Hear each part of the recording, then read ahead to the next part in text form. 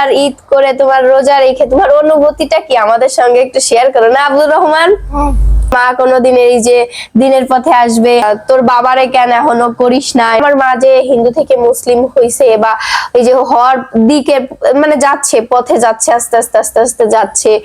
আমার মারে বাবারে তারা কোনোদিন বলতে পারবে না আমি কোনোদিন জোর করছি। অনেকে আমাকে মেসেজ করেন যে আপু আমি হিন্দু থেকে মুসলিম হইতে চাই, আপনি আমাকে একটু হেল্প করেন। তো তুমি এখন একটা ছোট নিষ্পাপ বাচ্চার মতো, তোমার যদি একটা ভুলও হয় আল্লাহ তোমাকে ওটা মাফ করে দিবে। আসসালামু আলাইকুম, welcome back Tanvir and happy YouTube channel. আপনাদের সবাইকে স্বাগতম নতুন একটা ভিডিওতে। এই বছরে আমার মায়ের প্রথম রোজা, প্রথম ঈদ কাটালো। তো মায়ের ঈদ আর রোজা এবছর কেমন কাটলো আমরা দুই ভাই বোন আজকে সেটাই মায়ের কাছ থেকে শুনবো। আর ঈদের সময় তো আমি এখানে ছিলাম না, আমি হচ্ছে ঢাকাতে ছিলাম। আর আমি এখনো অনেক বেশি অসুস্থ, আপনারা বুঝতে পারতেছেন। গত 3-4 দিন ধরে কোনো ভিডিওই আপলোড করতে পারি না, আমি এত বেশি অসুস্থ যে সবাই আমাকে অনেক মেসেজ করছেন যে আপু কেন ভিডিও দিচ্ছেন না, কেন ভিডিও দিচ্ছেন না। আসলে আমি অনেক বেশি অসুস্থ। আমি যে একটা ছবি দিয়ে আপনাদের সঙ্গে বলবো যে আমি অসুস্থ, আপনারা সবাই আমার জন্য দোয়া করেন। আসলে ফোনটা হাতে নিয়ে ঘাটতেও পারতেছিলাম না, এত বেশি শরীর খারাপ ছিল। তো মায়ের বাড়ি আসছি, এটাও আপনাদের সঙ্গে শেয়ার করা হয় নাই। তো মায়ের বাড়ি চলে আসছি, ইনশাল্লাহ আমরা এখন পুরনো ঈদ আমরা আবার নতুন করে করবো নাকি? তো মা এই বছরে তোমার নতুন সবকিছুই তো তুমি নতুন, রোজা করলা নতুন, ঈদ করলা নতুন ভাবে। আগেও তো অনেক করছো কিন্তু সেটা ছিল অন্যরকম ভাবে, আর এখন হচ্ছে অন্যরকম ভাবে। তো এখন এইবার তোমার ঈদ করে তোমার রোজা রেখে তোমার অনুভূতিটা কি আমাদের সঙ্গে একটু শেয়ার করো না আব্দুর রহমান। আমার রোজা রেখে খুবই ভালো লাগছে। আর আমার কখনো কোনো একটা রোজা তো কষ্ট লাগে নাই, কিন্তু ঈদের দিনটা আমার মনটা খারাপ হয়ে গেছিল, আমার হ্যাপি আমার কাছে ছিল না, তাই আর কি। তারপরও আশেপাশে সবাই আমাকে খুব ভালোবাসা দিয়েছিল, মানে তারা আমারে ডাকতে আইছিল, আন্টি আসেন আমাদের বাসায়, দাওয়াত করে গেছিল। তা আমি কারোর কাছে যাই নাই, একটা বাসায় গেছিলাম আর কোনো বাসায় যাই নাই। মানে সে আইসে আমার জোর করে হাত ধরে টানে নিয়ে গেছিল, নিয়ে গেছে। আর আব্দুর রহমানের ঈদ তো এই যে দুইটা ঈদ আর কি পাইলো, একটা পাইছিল হচ্ছে কুরবানির ঈদ, আর এবার পাইলো হচ্ছে রোজার ঈদ। তো আব্দুর রহমানের এই বছর প্রথম রোজা রাখা, প্রথম ঈদ পালন। তো আব্দুর রহমানেরও কেমন লাগছে? আম্মুর সঙ্গে তুমি যে এই যে ঈদ করতে পারলা, তুমি কোনোদিন ভাবছো যে তুমি তোমার মায়ের সঙ্গে বা তোমার মা কোনোদিন এই যে দিনের পথে আসবে? হ্যাঁ, জি না। কোনোদিন ভাবছো? জি না। হ্যাঁ, জি না। তা আল্লাহ কি তোমার ডাক কবুল করছে নাকি আমার ডাক কবুল করলো বলো দি? দুইজনেরই না? তাহলে তোমার আব্দুর রহমান তুমি ঈদেতে কি কি করছিলা? আমার ছাড়া কি কি করলা? কিছুই না। কিছুই করো নাই? না। কোন জায়গায় যাও নাই? না, কোনো জায়গায় যাই নাই। কিন্তু সন্ধ্যাবেলা অনেক খারাপ লাগছিল, সবাই বন্ধু বান্ধব সবাই ঘুরতে গেছিল, কিন্তু আমি যাইতে পারিনি। এর জন্য নিয়ে যাবানি তোমার ঘুরতে ইনশাল্লাহ। তো মায়ের ঈদ তো আব্দুর রহমান একটু মিথ্যা কথা বলছে, কিন্তু কি করছে? বলছে না কোনো জায়গায় যাই নাই। ওনার এক মামা দাওয়াত দিয়ে গেছিল, মানে ওনারে অনেকগুলো জামা কাপড়ও দিয়ে গেছিল, উপহার দিয়ে গেছিল না? না, এমনি ওটা তো এমনি দাওয়াত দিছে খাওয়ার জন্য। আমি তো কোনো ঘুরতে যাই না, আপু বলছে ঘুরতে গেছে। যাই হোক, তো আমি জানি না, মামা এসে দিয়ে গেছিল। উনি আব্দুর রহমানের যখন সুন্নতে খাদনা হয়েছিল, মানে ওর ওই সুন্নতে খাদনার সময় আব্দুর রহমানের জন্য অনেক গিফট নিয়ে আসছিল, তাই না আব্দুর রহমান? অনেকে জানতে চান যে হচ্ছে আব্দুর রহমানের মুসলমানি করা হয়েছে কিনা, মুসলমানি করা হয়েছে কিনা। হ্যাঁ, আব্দুর রহমানের মুসলমানি করা হয়েছে এবং আব্দুর রহমানের মুসলমানের ভিডিও আছে, আপনারা চাইলে দেখে আসতে পারেন। আমার ইউটিউব চ্যানেলেই আছে, আপনারা সবাই যেয়ে দেখতে পারেন। আর অনেকে এটাও কমেন্ট করেন, এখন বর্তমান দেখি আর কি। আজকে কমেন্টটা একটু তুলে ধরি যে তোর বাবারে কেন এখনো করিস না, এরকম ভাবে অনেকে বলেন। দেখেন, আপনাদের একটা কথা বলি, আমার বাবা মা কি করবে কি না করবে এটা আমিও আমার বাবা মার উপরে কখনো চাপাই দেই না। এই যে আমার মা যে হিন্দু থেকে মুসলিম হইছে বা এই যে হওয়ার দিকে মানে যাচ্ছে, পথে যাচ্ছে, আস্তে আস্তে আস্তে আস্তে যাচ্ছে। আমার মারে বাবারে তারা কোনোদিন বলতে পারবে না আমি কোনোদিন জোর করছি। তাদের যা খুশি তাই করছে। এই যে আমার মা যে আগে কপালে টিপ দিত, হাতে শাঁখা পরতো, এই নিয়ে আমি কোনোদিন বলি নাই মা তুমি পড়ো না, মা তুমি এই করো না। আমার মা আস্তে আস্তে আস্তে আস্তে এগুলা সব ছেড়ে দিছে আস্তে আস্তে, কারণ আমি জানি যে সবুরে মেয়া ফলে, একটা কথা আছে যে ধৈর্যধারীকে আল্লাহ তাআলা পছন্দ করে। তো আমি গরম খাবার আছে, ঠান্ডা খাবারে একটু মজা বেশি। মজা বেশি। তো আমি আস্তে আস্তে আস্তে আস্তে চাইছি যে তারা আস্তে আস্তে বুঝুক, আমি তাদের বোঝাবো না, তারা বুঝে দিনের পথে আসুক। আমি যদি বুঝাই, আমি যদি বলি, তাহলে তো তারা বুঝলো না, তাহলে তো তারা আমার কথার উপরে তারা আসলো। অনেকে আমাকে মেসেজ করেন যে আপু আমি হিন্দু থেকে মুসলিম হইতে চাই, আপনি আমাকে একটু হেল্প করেন। আচ্ছা, আমি আপনাকে হেল্প করার কে? না, ওগুলো হচ্ছে ভুয়ো কথা। না, আমি হেল্প করার কে? আপনি যদি সত্যি মন থেকে হতে চান, তাহলে তো আপনি একান্তই আল্লাহর জন্য হইতে চাবেন, তাই না? আপনারে কে হেল্প করলো, কে হেল্প করলো না, আপনার কার উপকারের দরকার বা আপনার কার সাপোর্টের দরকার, এইগুলা কিন্তু দরকার নাই। আপনি একা থেকে নিজে থেকেই হবেন। আমি যখন হইছি তখন না আমি আমার বাবা মাকে জানাইছি, না আমার কারোর প্রয়োজন হয়েছে, আমি একা একা গেছি। আমি ইউটিউবে দেখছি যে কিভাবে কি করতে হয়, কিভাবে কি করলে আমি একজন মানে মুসলমান, আমি মুসলমান খাতায় কি নাম দিতে পারবো। শুধু তো মন থেকে তো আমি হয়ে গেছি, কিন্তু তারপরেও কিছু কিছু কাজ থাকে যেগুলো আমাদের করা দরকার, যেমন অ্যাফিডেভিটের একটা কাজ থাকে। আমি ওইটা উকিলের চেম্বারে যে আমি নিজে থেকেই করে নিয়ে আসছি, আমি আমার বাবা মাকেও নিই নাই, আমি একাই গেছি, আমি একাই করছি। না, আমাকে সাথে নিয়ে করছিলেন সবকিছু।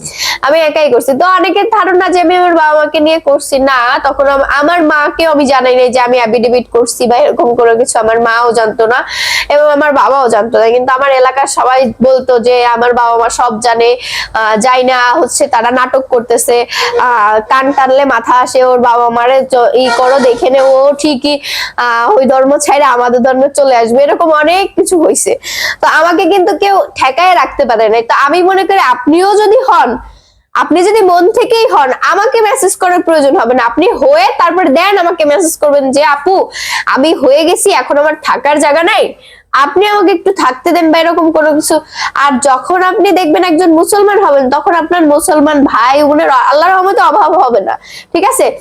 মুসলিমরা আর যাই হোক, যদি শোনে যে ইনি হচ্ছে কনভার্টেড মুসলিম বা অন্য কোনো ধর্ম থেকে মুসলিম ধর্মে আসছে, মানে দিনের পথে আসছে, তাকে মুসলিম ভাই ব্রাদার সে একদম খারাপ, মানে সেই মুসলিম ভাইয়ের উপর থেকে খারাপ কোনো মানুষ নেই, সেও আপনাকে সাপোর্ট করবে, সেও আপনাকে আদর করবে এবং আপনাকে দিনের কথা জানাবে, বুঝতে পারছেন এমন বিষয়টা। তো আমাকে আপনারা দয়া করে কেউ এই সমস্ত বিষয় নিয়ে একদম মেসেজ করবেন না। দেখেন আমার পেজে শুধু হ্যাপি অ্যান্ড অফিশিয়াল 0.1, আমার ফেসবুক পেজে আমার হোয়াটসঅ্যাপ নাম্বারটা দেওয়ার একটাই কারণ, সেটা হচ্ছে যে আমার সঙ্গে যদি কেউ প্রমোশনাল কোনো কাজ করতে চায় বা কোনো প্রোডাক্ট পেয়ার হিসাবে পাঠাইতে চায়, এর জন্য আমার নাম্বারটা দেওয়া। তো আপনারা কি করেন, এখান থেকে নাম্বার নিয়ে আপনারা আমার সঙ্গে এই সমস্ত কথাবার্তা বলেন যে আপু আমি হিন্দু থেকে মুসলিম হতে চাই, আপনি আমাকে একটু হেল্প করেন। ভাই এই সব কারণের জন্য আমি আমার হোয়াটসঅ্যাপ নাম্বারটা আমার ফেসবুক পেজে দিয়ে রাখিনি। দয়া করে কেউ আমাকে এই সমস্ত বলার জন্য মেসেজ করবেন না, আপনাদের কাছে আমার রিকোয়েস্ট, ঠিক আছে? আর যে কথাই বলতে আসছিলাম যে মায়ের ঈদের দিনগুলা কেমন কাটছে। মা তুমি কি কি করছিলা ঈদের দিন, আমাকে একটু বলো, আমি একটু শুনি। আমি কিছুই করি নাই, খালি একটু সিমাই রান্না করছিলাম। আর ওই দিনকে বেশি বেশি কাজই করছি, যে কাজের ভিতরে থাকলে তাহলে আমার হ্যাপির একটু ভুলে থাকতে পারবো, বা আর আমার কফিরও একটু ভুলে থাকতে পারবো, যে না আমার দুটো মেয়ের একটা মেয়ে আমার কাছে নাই, আর আব্দুল রহমান একা আছে। আব্দুল রহমান ভুলে বসেছিল। আমি কই কি হয়েছে, কয় আপু নাই, ভাইয়া নাই, কেউ নাই, আমার ভালো লাগতেছে না, ওরকম তো জামা কাপড় কিছুই পরবে না, এই রাগ করে ফেলাই দিচ্ছে, নামাজ পড়তে যাবে না। আমি মেলা বুঝোই টুজোই, তারপরে তো ওনারে পাঠাইছি, এসে উনি নামাজ পড়তে গেছে। না আবার আমি একটা প্রশ্ন করি, একটা সময় তো তুমি বড় পূজার আনন্দ করছো না?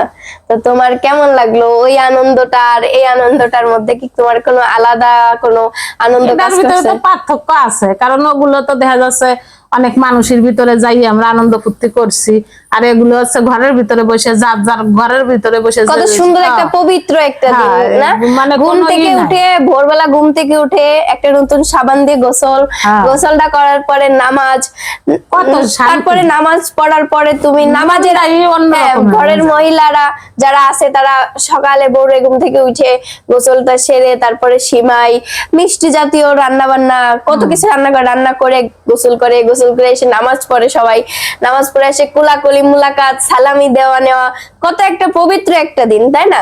তাই তোমার এই পবিত্র দিনগুলা মানে এই দিনগুলা তোমার বেশি ভালো লাগছে নাকি মানে আগের তোমার দিনগুলা বেশি ভালো লাগছে? আমার এই দিনগুলোই বেশি ভালো লাগছে। আমি এই যে রোজা রয়েছি আমার সে কোনোদিনও চেনে না। আমার রোজার ভিতরে সেই মহিলাটা এক সেট 3 পিস নিয়ে আইছে, আমি কিন্তু তারে কোনোদিনও চিনি না। সে আমার নাকি এক সেট 3 পিস নিয়ে আইছে। আমি তালিম ঘরে গেছি, অনেকেই আমাকে ওই যে কি হাদিয়া দিছে আরো দিতে চাইছো, আমি অনেকের কাছ থেকে আনি নাই, আর যার কাছ থেকে না আনলি নয় তার কাছ থেকে আমি আনছি। তারপরেও সেইখানে কোনো একটা মানে তাদের বাড়িতে যদি একটা পুরুষ ছেলে থাকে সেই পুরুষ ছেলেটাও কখনো ওই তালিমের ওইখানে যাওয়ার কোনো অধিকার তার নেই। তার বাড়ি হতে পারে, তার ঘর হতে পারে, তার সবকিছু হতে পারে, কিন্তু সে সেইখানে কখনো আসতে পারবে না। এই কারণে আমার মানে এতটা ভালো লাগছে, এতটা আমি ভাষায় প্রকাশ করতে পারবো না। এখন তুমি কি কোনোভাবে দুঃখী যে তুমি আগে যা ছিলা ভালোই ছিলা? আমি এতে অনেক অনেক খুশি, মানে এত খুশি আমি নিজেই বলতে পারবো না যে আমি কতটা খুশি। এই যে আমি সবসময় যদি নামাজ কালাম পড়ার চেষ্টা করি, আমি কিন্তু পারি না।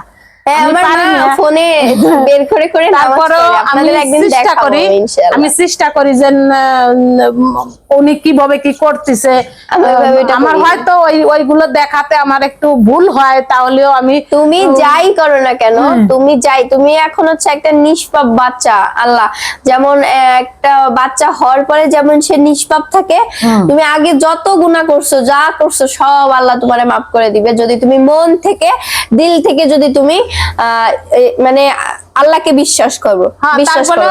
পাঁচ ওয়াক্ত নামাজের কিন্তু আমি জানি না কোন সময় কোন নামাজ বলতে হয়, ইশার নামাজ, এইটা জোহরের নামাজ, এইটা মাগরিবের নামাজ, এইগুলো কিন্তু আমি জানি না। আমার আব্দুল রহমানের কাছে আমি জিজ্ঞাসা করি যে এখন কি বলতে হবে, আমি সেইটা বলে তারপর আমি বলি আব্দুল রহমান তাহলে আমার একটু বের করে দাও।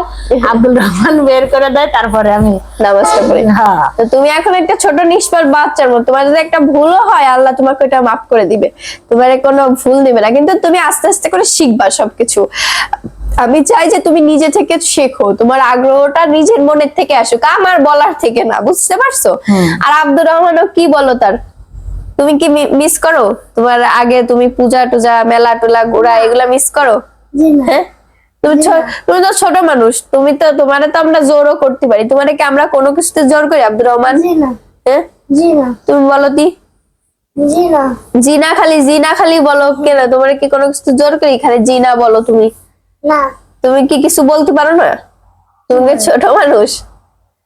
যাই হোক, সবাই আমাদের জন্য দোয়া করবেন। আর আমার মা বাবার জানি এই যে যেভাবে তারা দিনকে আস্তে আস্তে কবুল করে নিচ্ছে, আল্লাহ তাদের হিদায়াত দিচ্ছে, আপনারা দোয়া করবেন জানি খুব শীঘ্রই আপনাদের সামনে আমি সবকিছু তুলে ধরতে পারি এবং সবকিছু ক্লিয়ার করতে পারি। আপনারা সবাই ভালো থাকবেন, সুস্থ থাকবেন, আমার জন্য দোয়া করবেন, আর আমাদের ফ্যামিলির জন্য দোয়া করবেন। আল্লাহ আর হাফেজ। আমি তো সবার জন্য দোয়া করি, আমাদের জন্য সবাই দোয়া করবা। কারণ দেখা যাচ্ছে কি যে আমি কি বলবো, মানে এই যে ধর্মটা এর মতন শান্তির ধর্ম তো কোথাও মনে হয় পাবো না। ঠিক আছে, সবাই ভালো থাকবেন, আল্লাহ হাফেজ।